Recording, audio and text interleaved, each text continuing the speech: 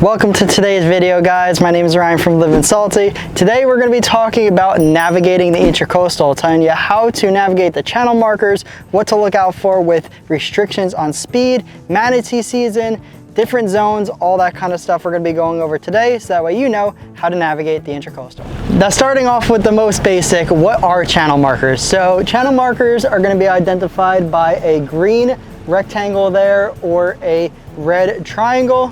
Those are going to be stationary channel markers, so those are on pilings and those are fixed. They're never getting removed. The other kind of channel marker, which is not very common here in the Intracoastal, is going to be a buoy channel marker. So you're going to have the same triangle shape for a red buoy, and you're going to have more of like a cylinder shape for a green buoy. Now, those are going to mark your channel where you're supposed to be navigating your boat through to make sure that you don't run into any shallow waters or any waters you're not supposed to be in. Now, every channel marker is going to have a number. So this one over here, this green rectangle, is going to be 175. And there's also going to be some restrictions on that sign. So we'll slow down for 1 second so you can read it. If you see, it says manatee zone, slow speed, minimum wake, east of ICW channel, and it gives the day as November 15th through April 15th. Help you get your bearings really quick. So the boat right now is facing south, that way is north, that way is west, this way is east. So it said east of the ICW, it's slow, no wake. So it's gonna be east of the green rectangle during that selected season, which it said November through April, which right now when filming it is July, so it's not manatee season. If it were manatee season, it would have to be slow, no wake east of the ICW. So that means in between the barrier island and the ICW is all gonna be slow, no wake during that selected manatee season. But in the Intracoastal here, we are good to go. Let's talk about why you need to stay in the marked channel. Well, there's a lot of hazards outside of the channel, especially down here in Florida. We have a lot of sandbars. If you start to get to different parts of Florida, you're gonna have oyster bars, which could absolutely destroy your boat, lower unit of your motors, and cause you a whole lot of headaches. We have a lot of seagrasses here in the Indian River Lagoon that they're trying to bring back, and the last thing you want is to be running over those and destroying all the seagrass beds. So there's gonna be a lot of hazards out there that you're not going to wanna mess with. And they have this marked channel, which is dredged out and is enough water for boats to navigate. So whether you're on 16-foot Little Salt there, or you have a nice 60-foot Viking, as long as you stay within the Intracoastal, you should be okay to go. So as you can see behind me, we're gonna have a navigational direction sign, basically. It's going to tell you if you're allowed to go fast, what your speed's allowed to be. So this one in particular says the manatee zone, slow speed, minimum wake, within 600 feet of west shore. So what that means, we have east over here, west shore is over there. West over there within 600 feet is going to be slow speed, minimum wake, so you can't run fast next to the shore. But everywhere else is going to be a fast zone. So these signs can be really confusing, and some of them get really long and detailed. It's very important, if you don't know your waters, to just slow down for a second, take a good look at the sign, read it, fully understand it before you go ahead and make the wrong decision with how you navigate your waters. Now, what do we do in this scenario? So right behind me here, we have a single red channel marker, which, you know, which side of the buoy are you supposed to go on when you only have one? You know, you hear Jimmy Buffett say you got to keep it within the navigational beacons. You know, he's completely right when he said that in his song. Just want to make sure you can keep it between the navigational beacons. Between the buoys, I got it. That's how you navigate the Intracoastal. You got to stay inside the red and green. But when there's only one red or one green, how do you navigate? Where do you go? So here's the trick on how to navigate it, right? So we just have a single red.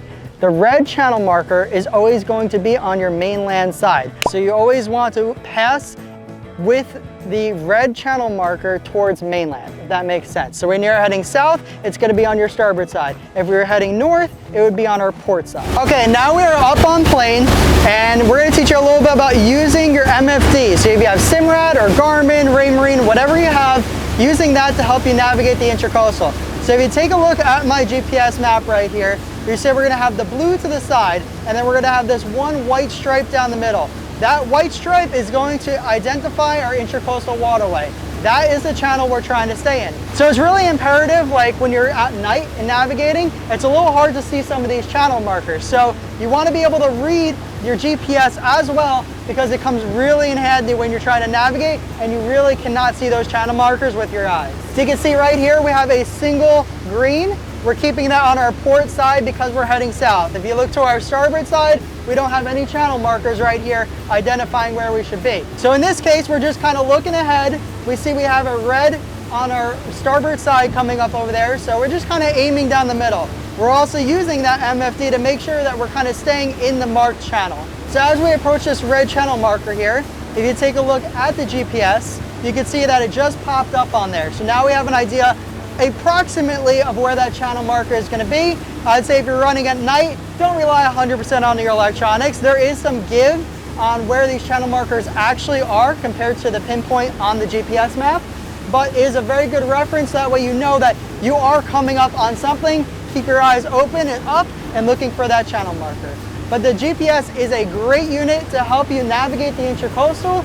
It makes you have a little bit more confidence to make sure you actually are running where you're supposed to be, and it helps you kind of plan out your trips. You can look ahead to see where the marked channels are, where your channel markers are, and that way you have an idea of what to expect before you even get out on the water. Now if we take a look at our GPS here, we're going to have some red and greens going over to the right.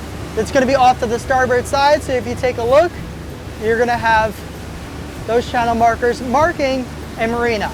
Now, a good time to talk about this is we'll notice that the greens are on the port side and the reds are going to be on the starboard side when heading into that marina. There is a saying in the navigation world, red right return. Use this term a little bit lightly because it doesn't always stay true. You can't think of it as you're returning home because the Intracoastal markers are not going to follow that rule. But when you're heading from a larger body of water to a smaller body of water is generally where you can use red right return. So you're going to be heading from the larger body of water, which is the Intracoastal, into a small little passage to get into marina. You're going to be returning into the marina. Your red channel markers are going to be on your starboard sides then. Same thing when you're going from the ocean into the Intracoastal. If you go into those big inlets, you're going to see that on your way in, you're going to have the red channel markers on your starboard side and the green on your port. Red right return, returning from the big body of water, the ocean, to the smaller body of water, the Intracoastal Waterway. So we're going to slow down for this bridge right here and right now. We have a special situation here in Fort Pierce where they just constructed this new bridge and they're demolishing the smaller bridge. You used to have to go slow underneath the smaller bridge, but they actually removed all the signs and you are allowed to go fast under this bridge. But if you take a look to my right, we have a fisherman who has looks like some engine problems there. On our port side, we also had another fisherman, so it's just courteous to slow down for those guys. You don't want to rock them too much. They're on anchor. If something breaks loose and they float into the bridge, they're going to have a whole lot of trouble. So be a courteous boater, slow down for those fishermen by the bridge. But generally speaking, all bridges are going to be slow zones. Very few times you're going to come across a bridge where you're actually allowed to go fast under it. Now the last thing I just want to touch on very briefly, it's not something we have to deal with, but if you do have a larger boat, you will. Bridge openings. We do have some smaller bridges and in the Intracoastal Waterway, and if you do have a little bit taller of a boat, maybe you have a tower on top or a sailboat, you are going to have to hail those bridges to open them up. So you're going to use your VHF. On the bridges there will be a sign that'll show what channel that bridge is monitoring, and you hail them calling your boat, your vessel name, your length, and you tell them request an opening basically. Some of them will open up on demand, some of them open up every half hour, every hour, depends on the bridge. But that's not something we ever deal with. We only have a regular center console here, so not something to worry about for us, but maybe for you guys. But that's gonna wrap it up for today's video. I hope you guys enjoyed and found it helpful. Hit the like button if you guys enjoyed. Definitely consider subscribing down below if you're not already. And until my next video, remember to keep living salty.